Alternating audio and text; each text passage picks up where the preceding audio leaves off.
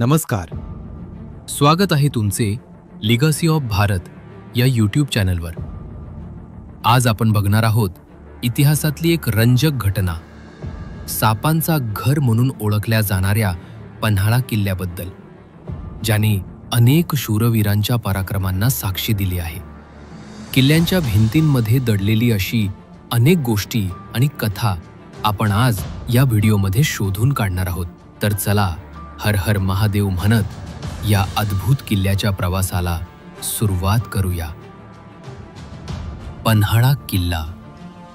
हा किल्ला 117-18 ते 119 दरम्यान शिलाहार वंशीय भोजा दुसऱ्यांनी बांधला होता. मग 119-10 मध्ये यादवांचे सिंहण यांनी तो ताब्यात घेतला. पुढे बहामनी, आदिलशाही सुलतानांनी यावर तग धरून भक्कम भिंती, बुरुज आणि सुरक्षित पाण्याचे प्रश्न मार्गदर्शित केले. 14 किमीपेक्षा जास्तीत विस्तृत अत्युच्च गडबुर्ज, भूमिगत बोगदे हे सर्व या किल्ल्याला युद्ध क्षमता देणारे वैशिष्ट्य होते. साल 1659 मध्ये अफझल खानच्या भीषण मृत्यूनंतर शिवरायांनी त्या किल्ल्यावर विजय मिळवून इतिहास रचला. त्या क्षणी मराठा स्वराज्याला नवी दिशा मिळाली. समजून घ्या, तो फक्त एक किल्ला नव्हता, तर स्वातंत्र्याचा प्रतीक होता.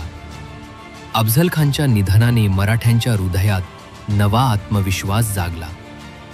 पण विजयाच्या या क्षणाला दीर्घायुष्य मिळाले नाही. फक्त एका वर्षानंतर 1660 मध्ये सिद्दी जौहराने किल्ल्याचा वेढा घातला. तब्बल 5 महिने सैनिक अन्नाच्या आणि पाण्याच्या तुटवड्यातून तडफडत होते. शत्रूंचा दडपशाहीचा वेढा दिवसेंदिवस कडक होत होता. पण शिवरायांनी हार मानली नाही. त्यांचे धैर्य आणि शहाणपण ऐतिहासिक होते.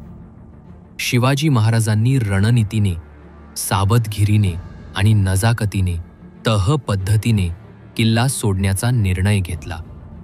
म्हणजे थेट सामना न करता शत्रूला फसवून आपले सैनिक आणि प्राण वाचवण्याचा त्यांचा मोठा निर्णय. हा धोरण होता ज्यामुळे पुढील स्वराज्य स्थापनेसाठी नव्या संघर्षांची तयारी झाली. या ऐतिहासिक प्रसंगावर विचार करताना नक्कीच उत्कंठा वाटते ना? आता पाहू पुढचा इतिहास. पावनखिंडी येथील किंचकाजवळील युद्धाची घटना, जिथे शिवाजी महाराजांच्या धैर्याला आणि शौर्याला एक वेगळाच अध्याय लाभतो. शिवरायांनी एका दशलक्षाच्या सैन्याला चकवा देत रात्री निघण्याचा निर्णय घेतला. शिवा काशीद या धाडसी शिलेदारानं शिवरायांचा वेश घालून शत्रूच्या हाती पडण्याचा स्वेच्छा बलिदान दिला. त्यामुळे शिवराय थोडे पुढे निघाले. त्यानंतर बाजीप्रभूंना आदेश मिळाला, या घाटामध्ये शत्रूला थांबवा, तोपर्यंत आम्ही विशाळगड गाठतो. तोफेचा आवाज झाला म्हणजे आम्ही पोहोचलो. 13 जुलै 1660 हेच ते दिवस. गजापंथ घाटात फक्त 300 मावळे आणि बाजीप्रभू, तर दुसऱ्या बाजूला हजारो आदिलशाही सैनिक. पण बाजीप्रभूंनी एकही पाऊल मागे घेतलं नाही. तलवारी चालल्या, रक्त वाहिलं, मावळे एका मागून एक पडले. बाजीप्रभू जखमी झाले, पण अजूनही लढत होते. अखेर अनेक तासांच्या घनघोर लढाईनंतर तोफेचा आवाज झाला. विशाळगडावर शिवराय पोहोचले होते. बाजीप्रभूंनी प्राण त्याग केला, पण शिवराय वाचले, स्वराज्य वाचलं. हा मार्शल वीरगाथेचा क्षण पावन बनला आणि इतिहासात सुवर्ण अक्षरांत लिहिण्यात आला.